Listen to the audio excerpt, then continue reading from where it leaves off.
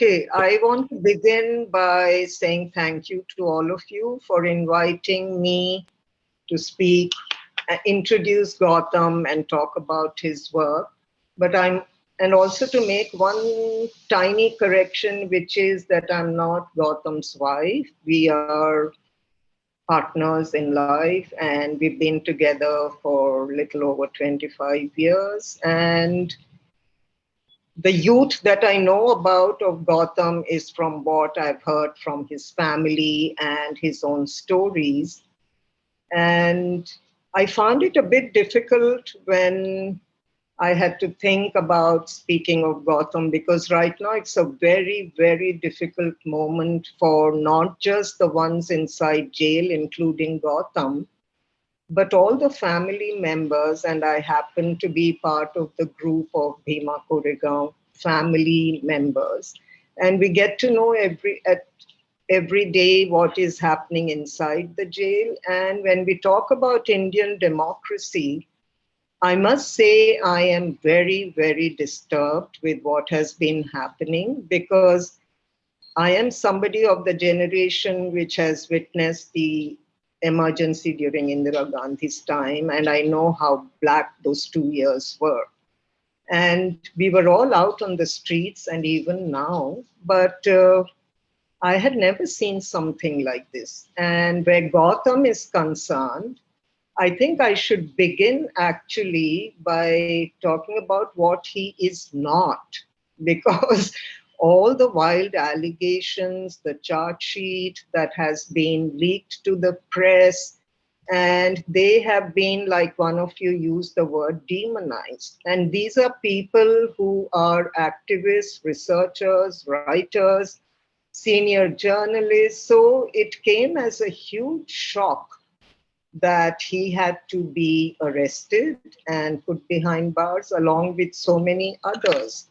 So this is what I feel, now they are made out to be terrorists, they are made out to be violent people, they are made out to be anti-nationals, they are made out to be anything which is absolutely the opposite of actually who they are. So I want to begin by saying what Gautam is not actually. And I would like to say that he is actually not a coward. He is absolutely not an anti-national. He is not a terrorist. And I know and I believe, and he knows it too, that he's not committed any crime. He is not a member of the Maoist party or any other party for that matter, because Gautam always believed to be independent so that he could cover all political developments, including political leaders or their policies, with a very unbiased and critical understanding of political developments, as they obtained at any particular point of time. And I have known Gautam now for nearly 25 years, which is a bit shorter in time than the body of his work that spans more than 4 decades. And I remember so vividly just before his impending arrest, he was telling me how broken he feels, in fact, in some ways, because he said 40 years of my work is being washed over. 40 years of my commitment is not being counted. I am made out to be somebody who's completely opposed to what they are saying I am, because Gautam has always been very conscious of his privileged status, his education, his family background. But what is interesting, I've seen the family from close also, but he stands out as being very different. He broke many norms in the family. He was one of those rebel kind of people. And it's amazing that he fought for what he believed is best for society, of which he is a part. And because of his very privileged status, I think he chose, in fact, to work with those who are underprivileged, those who are marginalized, those who are oppressed. And if you see Gautam's writings, or if you were to speak with him or talk to him, that is the story and trajectory of his life, you know. And he's, in fact, having said what he's not, I would also like to stress that as I have known him, he's a very loving, affectionate, and a gentle person with family, friends, colleagues. And now what is said about him in the press, and right now there is a real onslaught with all kinds of surveillance and planting of incriminating documents in their laptops or any electronic gadgets. All that is coming out, and the most recent being the Pegasus thing, where I've been talking also to the reporters in Wire. And you wonder sometimes, is this a democracy that we had fought for? Are these the values that even Gautam tirelessly actually worked against, these kind of tendencies and trends that are now beginning to show? It is dangerous. And, you know, ironically, Gautam has worked very extensively with the People's Union for Democratic Rights. He's a human rights activist, and he's a civil and democratic rights activist. And this is one of the things that they had always worked on, which is the draconian, very stringent laws that are used against your own people, which is what the government does and has been doing. But what has been happening since 2014 is far more serious and far more dangerous than either Gautam or me or any of us who've been part of this struggle. I come from a background of the women's rights movement for 40 years. We've all been out on the streets. And, you know, I might be going a bit back and forth. So when I said this is what I've known Gautam also as a very passionate and fearless political person. He has these very clear beliefs. He has his opinions, his convictions. And what I find amazing is that he's a law-abiding citizen and not an anti-national. And he's a very hardworking activist and researcher.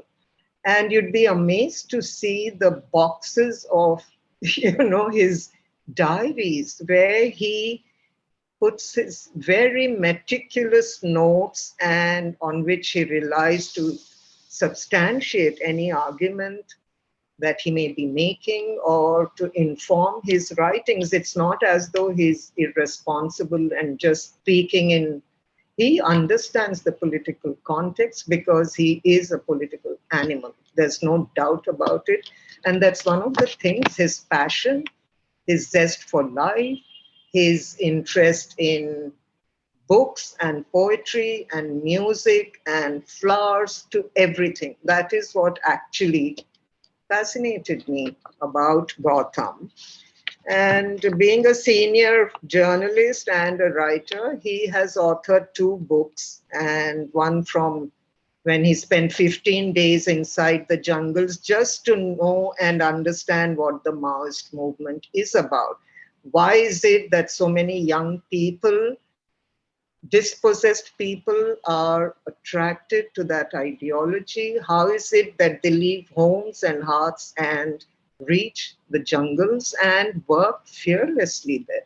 So he was actually always fascinated with the, what should I say, about war, about revolution, about politics, and how people engage with all of this. So one of his main things was really to be able to work around these issues. So he wrote one book after spending 15 days inside the jungles. He came out, and it's called In the Heart of Rebellion.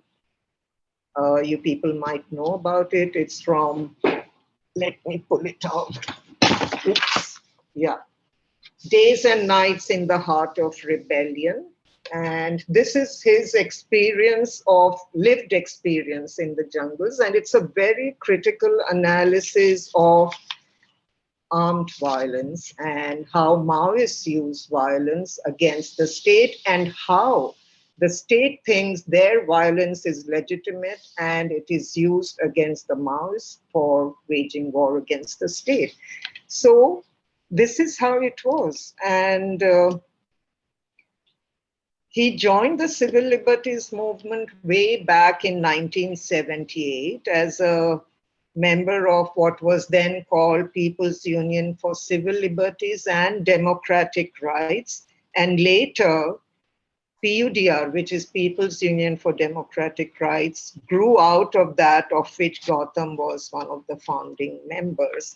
And he has remained active till the day of his arrest. I remember some of his comrades were here at home. We all sang songs. This was just a few days before his impending arrest. And he was sitting with the computer, ready to work with them to finish one of the reports. He said, before I go in, it should be done. And this is the kind of person with that kind of conviction and commitment, and totally fearless as far as his views and opinions are concerned, whether it is Kashmir, Central India, Northeast, tribals, and what is looted from these areas, all of that. So very, and then Economic and Political Weekly, of course. He was very, very closely associated with that right from 1980s, and he worked with them. He was on the editorial board, and from 1985 right up to 2012. And I remember him describing his association and work with both EPW and PUDR as his labor of love. And he always said, since I come from such a privileged background, he always worked for the most minimum of remuneration. That was not at all his idea that he would make a great living out of the work he was doing. That was sheer commitment that actually took him along. And where did it take him? Amongst the most dispossessed, amongst the most marginalized, and amongst the most oppressed people in the country. And I think I really loved the zest for life he had always, and still does inside the jail, if I tell you some of the stories there. And he visited villages, fields, factories, and always returned with so many stories. And if you saw his notes, unfortunately, not all, but many of his handwritten notes were confiscated when the raids happened. But it doesn't stop, actually. Fortunately, some diaries from old times have still survived, and we have it. It's very precious, actually. And to me, it's very ironical also that something that he spoke on tirelessly, going to colleges, to universities, there were many things that he talked about. One was his belief in the self-determination of people of Jammu Kashmir. He believed that that is the only political resolution that one could strive for, whereas it was more militarization and the impact that it had on ordinary lives. And I remember just when militancy began, that is when I met Gautam towards late 80s, actually. And he was one of the first ones, along with very close friends, a small group of 5 of them, who went to Kashmir. And since then, his engagement with Kashmir and his conviction and his fearless propagation of self-determination. At times, people used to say, every time he goes to Kashmir, do you know that he's under surveillance? This word has been in our lives for as long as I've known Gautam. And quite often we talked about it. But then what do you do? Many people are under surveillance, but it began to be on a very serious note, where once we were even not allowed to enter Kashmir when they knew that we were on the flight. Gautam loved trekking, and we used to often go into the Himalayas through Kashmir for our trekking. So these were some of the things he loved, and all the acts that are used in Kashmir, apart from the militarization and all of it, how it impacted people, we saw it from close. And in fact, I would like to share a little story here. I haven't mentioned that I've done a lot of research in Kashmir from 99 onwards. And I traveled extensively through Jammu and Kashmir. And I wrote a book which is called Love, Loss, and Longing in Kashmir, that was published in 2019 by Zuban. But the interesting point here is when I first met Gautam, and there was this sparks flying between us, wherever, whatever stage in life that was for us. And then he went to Kashmir and he returned. And I remember once, I'm sorry to be digressing a bit, but this just shows his passion for what he believed in. And once it was a beautiful moonlit night, and he said, let's go for a walk to India Gate. And I was pretty excited. So we set off and we walked up and down. And you won't believe, I was looking at the moon, but he was talking so passionately about Kashmir, about militancy, about militarization, about what it's doing to people and their lives, about the character of the state and what it means if we do not understand it. And I was looking at him and I was thinking, So this was a wonderful introduction. I may have been disappointed that particular evening, but I think it was a very intense and passionate introduction that I got firsthand from Gautam because of his own engagement there. And I used to be like many Indians who would read about Jammu Kashmir in the newspapers, who would be disturbed, and the statistics which only talked about numbers, these many killed and these many civilians, these many. But then I got interested, and in 1999, my journey began in Kashmir, which for 20 years almost. And it was always very inspiring. And both of us, we had arguments, but we also, I think, learned a lot because my work was really on the ground. I was talking to a lot of different sections of people, and my interviews, that is what the book is about. And I must say, Gautam actually triggered that interest in me, and it continues till today, actually, when we discuss. And I also remember soon after this 88, 89, 90, the political climate in India was pretty volatile. There was polarization on communal basis. There was a very concerted effort to divide people on the basis of religion, caste, community, etc. And by beginning of 90s, we knew what was happening. And then the Babri Masjid was demolished. And I still remember vividly how so many of us, we were hundreds maybe, poured out on the streets, and Gautam was, of course, there too. And because of the civil society initiative, we established something called People's Movement for Secularism. And Gautam was made the convener, and we held meetings in different parts of the country. And Gautam, of course, was in the forefront, trying actually to begin these efforts, to uh, against communalism, to bring people together, for us to understand what is happening and what is this backlash that is taking place against the minorities, and what kind of role religion was being given in this secular democratic republic. So that was a real wake-up call, and much before that also during emergency. So this was the time when I met Gautam, and I've told you this India Gate story also. And he was always interested actually in Like I said earlier about war and revolution and politics and what a combustible combination all of it is, if we are not clued in politically about what it actually means in our lives. And I think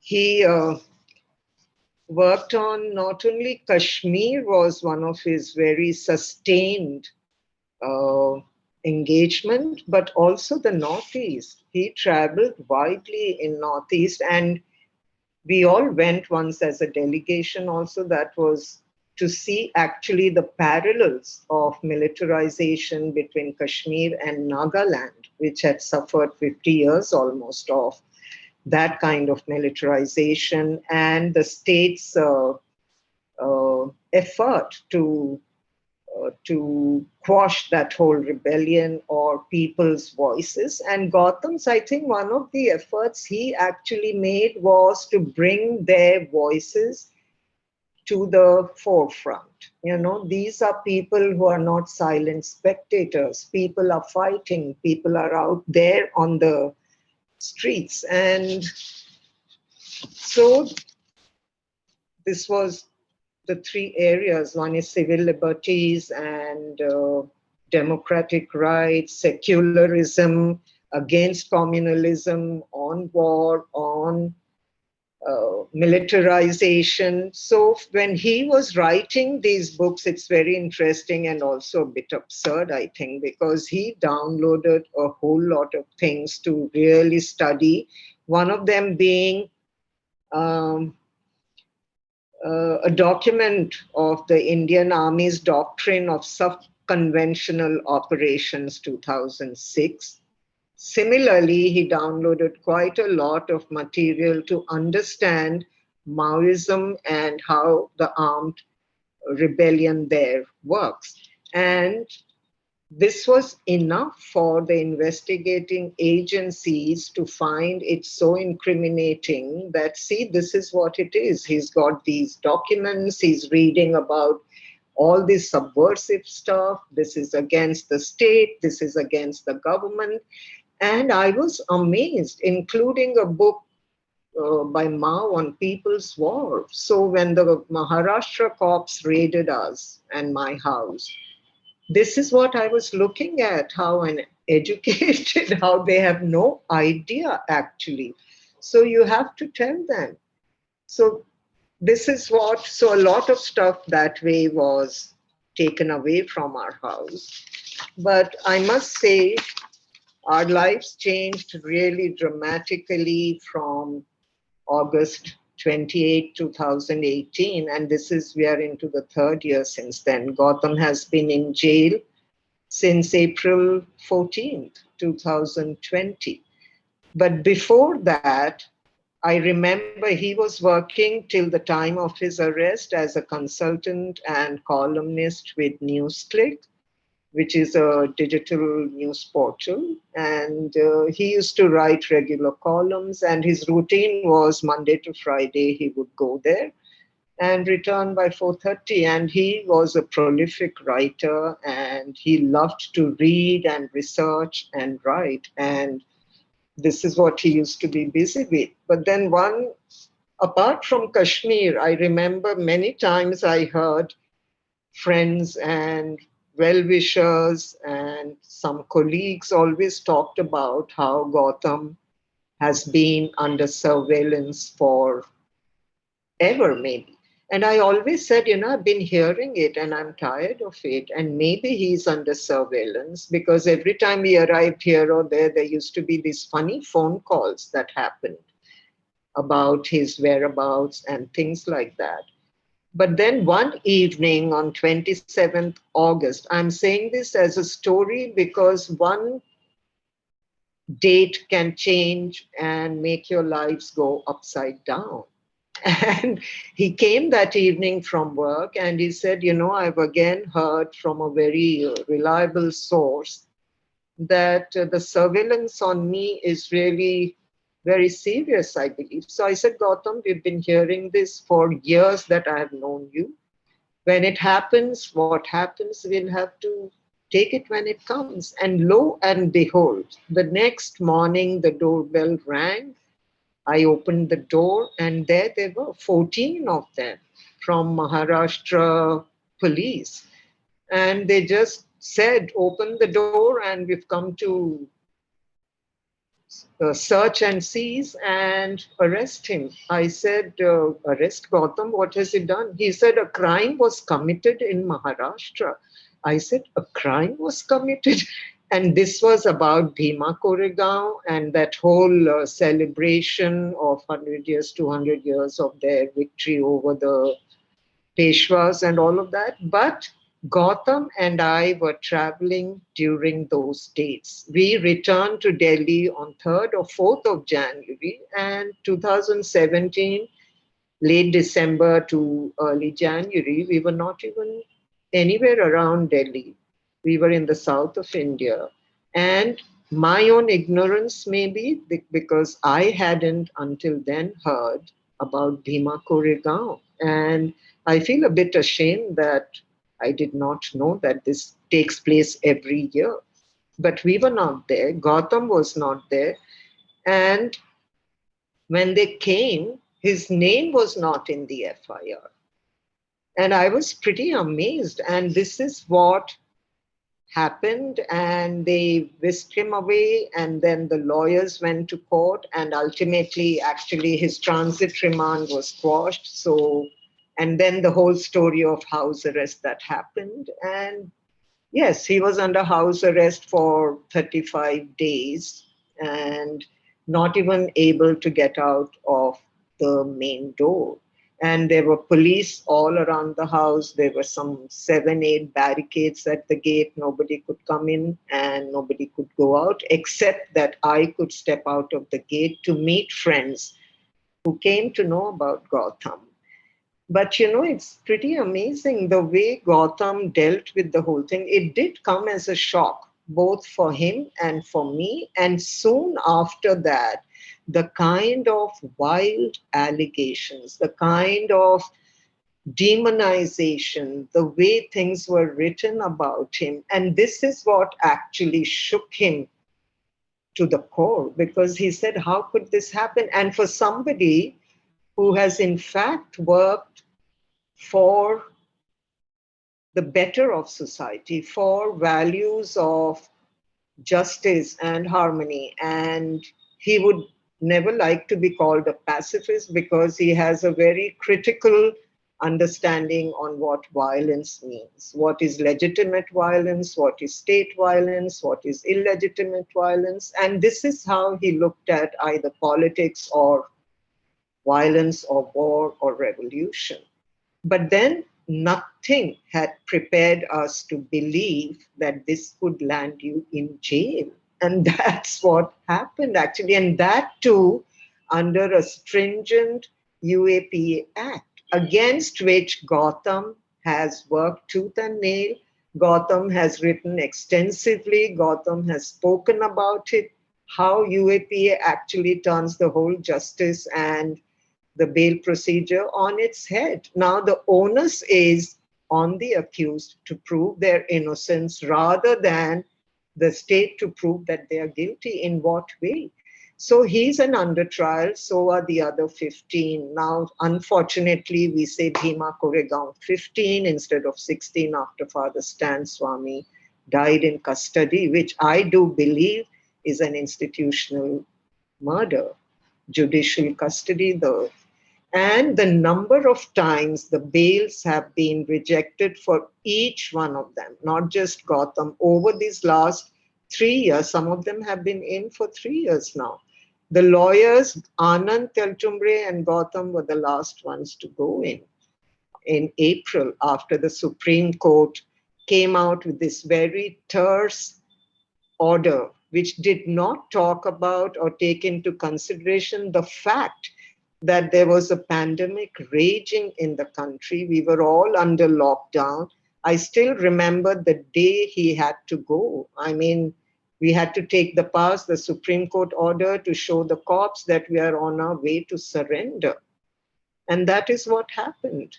And then he surrendered on 14.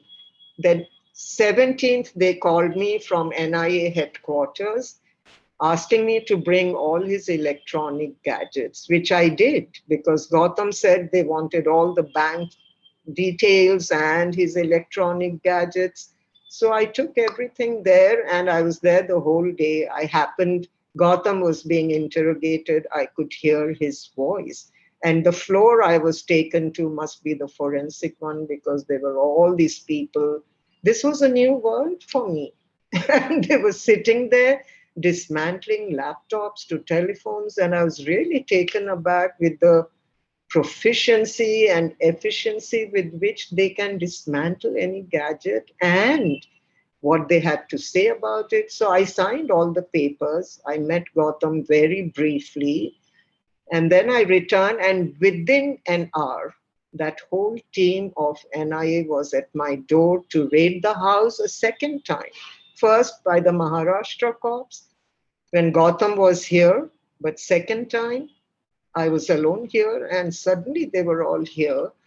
And everything was looked into, and whatever they found, cassettes or some papers from Kashmir or from Chhattisgarh or his handwritten notes. He was passionate about his fact finding journeys that he took, always came back with very copious notes.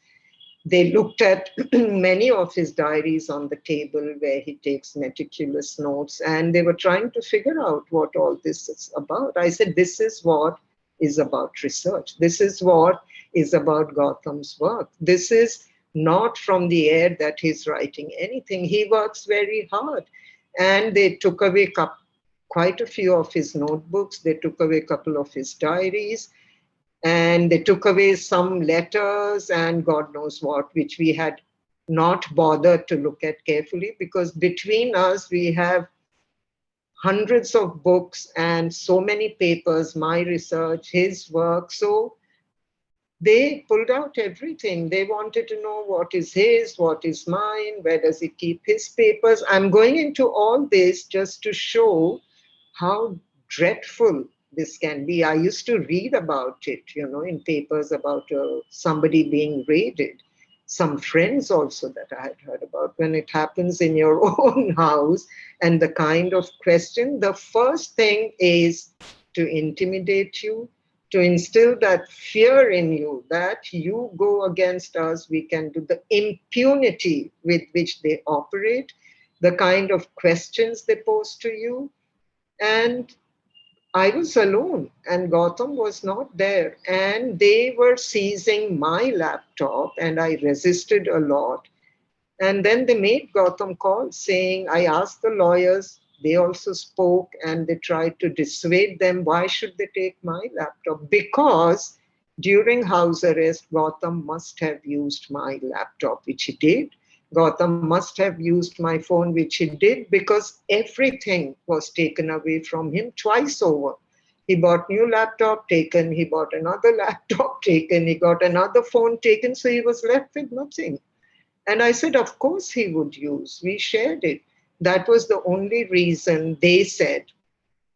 And they made Gautam call me, and Gautam said, Sahba, let go of the laptop, let go of whatever they want to take from the house because I'm sitting with the highest authority in NIA. So what do you do then?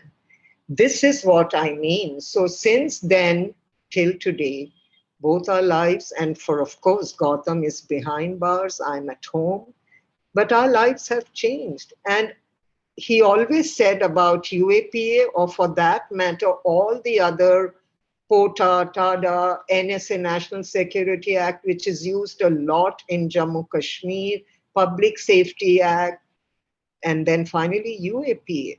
And UAPA, this is the problem with it, because now it was used earlier also by other governments, but now with this amendment where an individual could also be declared a terrorist. And that's what they have done with all these 15 people, including Sudha Bharajwar to Shoma Sen.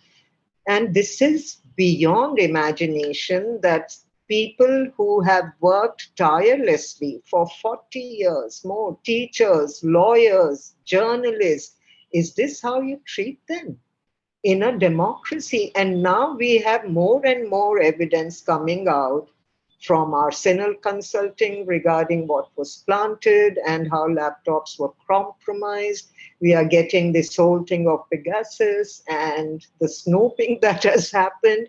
So there is such an onslaught of everything that goes against democracy, everything that goes against people's rights and their liberties. So this is what has happened, and maybe I could stop here for a bit, no? And you could ask me a few questions, and otherwise I can go on like this actually. Thank you, Sahba. All the details you mentioned are very important, and the line was very clear. So you were very clear, and your voice was very clear. So Thank you. we may indeed ask few things, but your testimony is already very comprehensive, Okay. and very important, and very important. Okay, thank you. So Stan Mukulika, Stan. In fact, I must say that in the morning, I thought I must sit and prepare some points. And, I'm so close to Gautam that it's difficult for me to detach and then be able to speak. But it's also, I'm But you passionate did it. about But you did it Gautam. perfectly well. You did it very well. So, and it's also beautiful. The way he loves flowers, the way he loves, and I want people to know these are ordinary people who lived an anonymous life. And this is what Gautam had stopped getting onto metros or public transport or walking because the photographs are splashed with venomous messages. So this is how life gets affected, actually. And it's a pity, and it's a real tragedy that people who have worked so hard all their lives should be treated in the manner in what is claimed to be one of the biggest democracies in the world, actually. And I'm terribly disappointed because I've seen emergency and I've witnessed to that. But this is way beyond anyone's imagination, actually. Yeah. And Gautam has a large family, and it's such a pity that because of lockdown, before his arrest, he could not even meet any of his family members. He had to surrender his passport, and his daughter had a baby. He couldn't visit his grandchild. And he's gone in with all this happening. But I must say, his spirit and all the 15 of them, just as fearless as they were outside, that's how fearless and engaged they are inside, actually working on prison reforms or working in the library and never to break, never to bend. That is the spirit, and I feel good about that and very inspired, actually. Yeah. Can I just ask, Sure. if I may, Sahba, Mm-hmm. that was so crystal clear. I agree with what Christoph said. It was a wonderful, concise narrative of such a rich life and so many different issues. Because like you said, this has been going on for so long, and the vilification and the demonization started long before the Mm-hmm. actual arrest. In the earlier testimony, when we heard about Father Stan Swami, for instance, there was a clear case that you're helping Adivasi indigenous people fight for their rights to land against, say, big corporations who came to mine for bauxite and so on, right? Yes. So it's very clear cut that you're taking on big corporations and there is a backlash here. In Yes. Gautam's case, if we just put Kashmir to aside for a minute, what was seen to be what was the problem? What was seen to be so problematic that you are punished? So what kinds of things were the police saying? What was Gautam saying and how he felt? No, Gautam. Just saying anti-national is, that's just a No, word, that isn't it? is It doesn't many mean of anything. us, but Yeah, here the yeah, target is different. And it's not only Kashmir. If you see the body of work that Gautam exactly. has done, it is about Chhattisgarh, it is about Jharkhand, it is about Odisha, it is about tribals, It is about the loot of minerals to Yeah. bauxite, everything, and fighting for that. If you look at PUDR reports where Gautam has also contributed very actively and they all work together, there are several such reports. And also because he was interested in what Maoist ideology or Maoist practice of armed struggle is. And Mm. he went inside the jungles, came out, and he always fought for people's right. And he always said in no uncertain terms that the state is waging a war against its own people, whether it is Kashmir, whether it is Chhattisgarh, whether it is Odisha. And Mm. that was the point, I think, where you keep stressing that. And people used to tell me sometimes he sounded more Kashmiri than a Kashmiri, maybe, because it really troubled Mm. him to see how militarization and Gautam with numbers. He sat and worked on budget expenditures on the country's military and defense budgets. And just from these numbers, the magic of the text would happen, where he Mm. analyzed to show consistently how the social sector was being compromised and at the expense of people's welfare, their health, their employment, education opportunities, more and more was being spent. And he also was till recently, when the whole Rafael deal was happening, he was working. So he raised many issues. And these were questioning the policies of the government in as many words as he could do and as fearlessly as he could do. I think this is it. Today, if NewsClick is under attack, Mm. tomorrow, how many journalists are being, thrown in? How many journalists are being targeted with these kind of, UAPA or whatever else? There's so many students, young people, farmers, and the whole idea of putting that fear into you that you do this and you go into jail, people are still struggling. And this is what we believe, so does Gautam. Yeah. It may take him a long time because it's not easy. UAPA, usually the norm is bail and not jail, but here it is jail, and bail you can forget about, because the moment Mm. the prosecution shows it as prima facie offense and serious offense and terrorism, judges also become a little hesitant to deal with it. Yet, what is our hope? Because it's only the judiciary ultimately, not the government. The Maharashtra government has come opposing any investigation into arsenal. Today in Parliament, there is a ruckus regarding the We have process thing. TB. That has also been denied straight away. So where does one turn? So the Yeah. legal battle is on, the political battle is on, and our personal battle, of course, will carry on. Thank you, Sahba.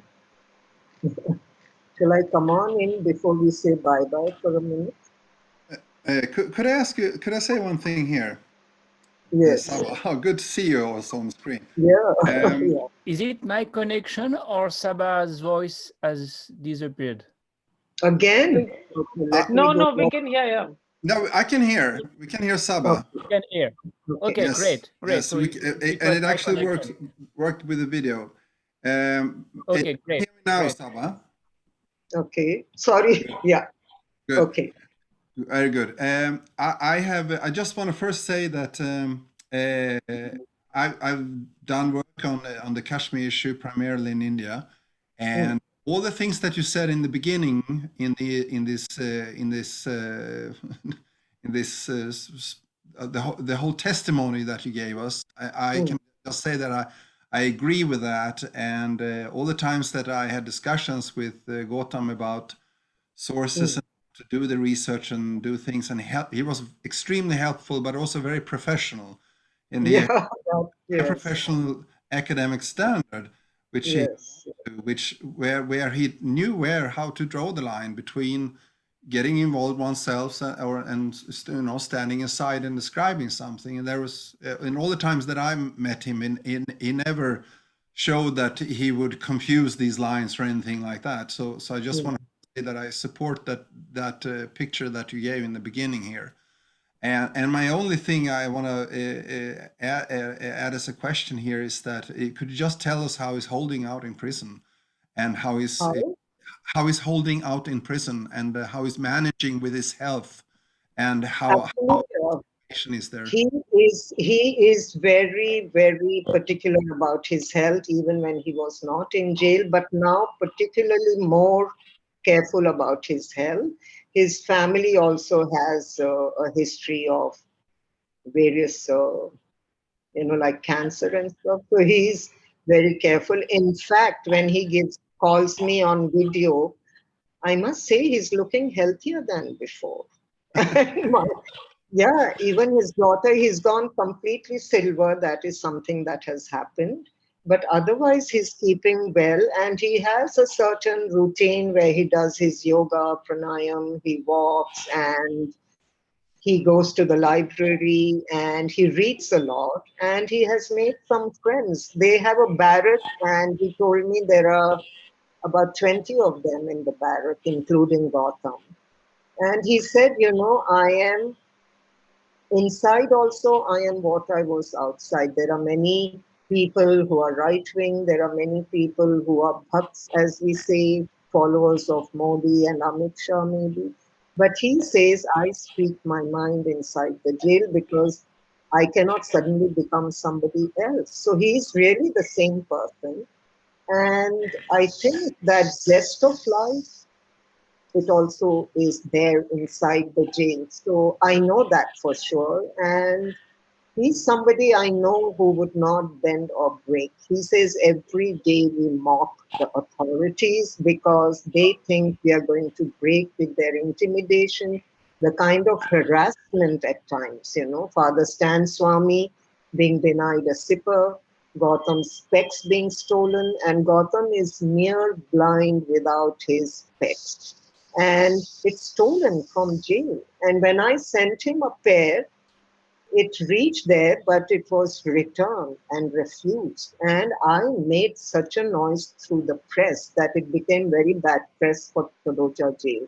And the superintendent had to relent finally and say, okay, send it back and I will pass it on to him. For 15 days, Gautam managed without his, it's not just for reading. He loves to read and write, but he cannot, it's for his vision, it's his life. And those kind of things. So every day there is a story. If the slippers have broken, it takes forever. Now things are improving, and they themselves, including Gautam, are working pretty hard inside the jail to make it more of a correctional facility than a place for punishment.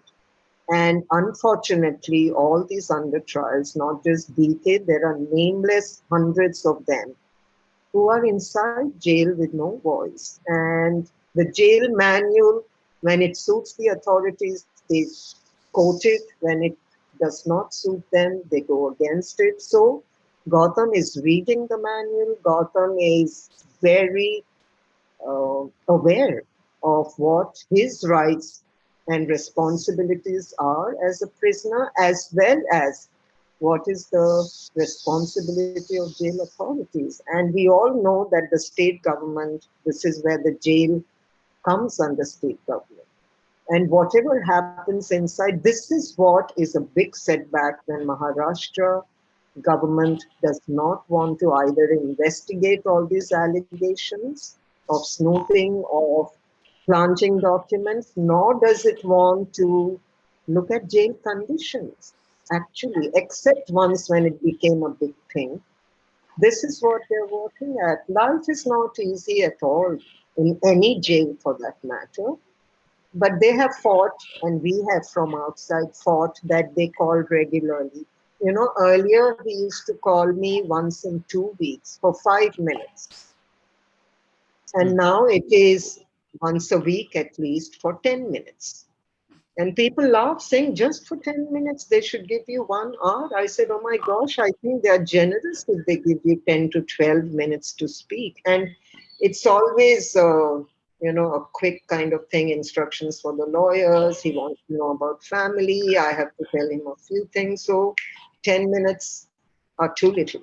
But then we have to be okay with it. Small mercies, and at least he's calling. And then the letters. That is, you see, there are three things in jail. One is communication, and how essential it is for prisoners and family to stay in touch and to know what's happening in their lives and their well-being. Two is health. When they surrendered and were arrested, it was the worst time of the pandemic. We were so anxious because 6 of them from Bhima Goregaon contracted COVID and tested positive. Father Stan Swami has passed away. The message this government or the central government, jail authorities, investigating agencies, the message is pretty clear. They are in, they may perish, they may survive, will have to fight every battle. And how many times we have tried bail, and we continue to do that. We continue to do that actually. And that is the only way. When and how we win this battle, I don't know. But no, we went through a lot of different stages. First, I was in shock and denial. Then came grief and very deep sorrow for this loss.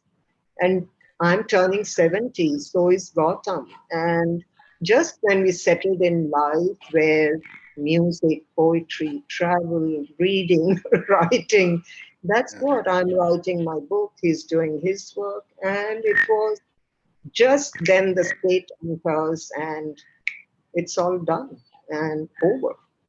But I don't like to believe it's over. I do believe they will come out, and truth has to prevail, and justice, which we all are fighting for, will happen one day. Yeah. Thank you. Yeah, we are here for that, Sahba. Two quick questions. Yes. One has something to do with what you have just said. What difference has the change of government in Maharashtra made, if any? And relatively clearly, surveillance for Gautam began before 2014. So Yes.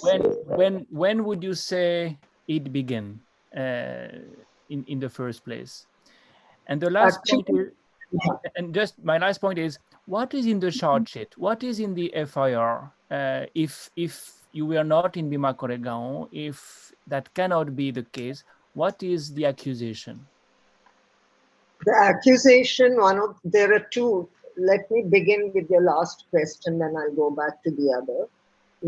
One of the main accusations was that it was a big conspiracy amongst these people. One is to assassinate the prime minister in the Rajiv Gandhi style, I believe. The second was that they all belong to the banned organization, which is the Communist Party of India, Maoist, CPI Maoist. That is what is the main charge against them, that they are overground workers who are strengthening and taking forward the Maoist agenda and the Maoist program, be it in colleges and places or through research is just supposed to be a cover. Every organization that they work with is just supposed to be a front of the Maoist organization. So how do you, and I know for sure that he's not, and none of them. And this is one of the main things. So if you read, the first charge sheet from the Maharashtra Corps is 10,000 pages. So which judge is going to sit and read? On Gautam itself, there are 2-3 volumes. Now NIA comes in with some 5,000 and then a supplementary charge sheet, then 200 witnesses, no trace of a trial. What we believe that if they have these charge sheet, if they have supplementary charge sheet, if they know these are the things, why don't you frame the charges and start the trial? They're just not talking about a trial which should be speedy, which should be fair. But this is the whole thing. And you asked me, Christophe, whether any difference was made with the change of government in Maharashtra. In the beginning, when the BJP was defeated, there was a lot of sound about how they want to reinvestigate the Bhima Koregaon thing because many of those in the government believed that it was fabricated charges. But then NIA took over within 2 days of their talk. And once it's under the Home Ministry, directly under the Home Minister, all investigating agencies actually seem to be competing with each other to be in the good books of the bosses. So you have NIA, you have income tax, you have enforcement directorate, which is also gone to Taloja to question Gautam about money laundering. You have Newsclick being raided. You have journalists being charged with sedition. This is the state of affairs that we are in. And unfortunately, we did have some hope that Maharashtra government, when 2 or 3 of Rona Wilson, Gadling, who it's Arsenal has said these two were definitely compromised. And when they went to High Court, the Maharashtra government came in to oppose and to tell the court to dismiss their petitions. It's a huge setback. If the government doesn't want to do it, if the judiciary suo moto does not suggest that this should be investigated, because these are serious charges against people whose liberty and life is in question, their families. But it is not being taken as seriously as we think it should be.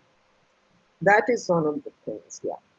I think, have I covered your question? Yes, you have, except the beginning of surveillance. When do you think? Oh, yeah, surveillance. No, surveillance, you see, under all governments have used surveillance, successive. But I have not seen any surveillance which surpasses what has been happening since 2014, and particularly since 2019, when BJP came back with a majority again, and it's become worse. So now it's not just people like Gautam or Gadling or Sudha Bharadwaj, it's young students.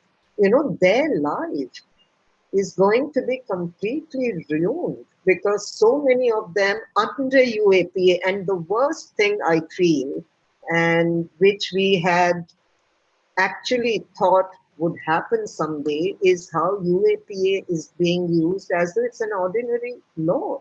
It's not. It's a very stringent law under which they are picking up students, women, farmers, anybody, journalists. So it is like a pattern. Bhima Koregaon has become a pattern to use UAPA against any dissent, anybody, whether it be a student, it may be a woman, it may be that is how it is, irrespective of your gender, your age. If they can get 84-year-old Stan Swami, they got 18-year-old somebody, they got a young student, Disha, who was working on environment. You should be proud of these young people, but our government is not. On the contrary, it is hounding them, it's arresting them. So I feel, as somebody who's been part of a very large movement with women, with students, I feel today that this is not what we had fought for. This is not what Gautam and all his comrades, this is not what they fought for. This was, each one of us fought for a society which is just, which is egalitarian, which respects people's rights, and which creates those opportunities for people for education, for health, for employment, and not to loot the resources. The corporatization of everything. And how the public sector units are being dismantled and privatized. Whether you take electricity, water, you take the most basic essential services, everything, and all institutions are being taken over. Yeah. Someday I hope there will be a reverse to it. And I think we have overshot the time. No, we have learned a lot. We have learned a lot thanks to you, Sahba. I may stop the recording now, except if Mukulika and Stan have other questions, but If not, I will stop the recording. And yeah, I think you can stop it. yeah. Okay, thank you so much, each one of you.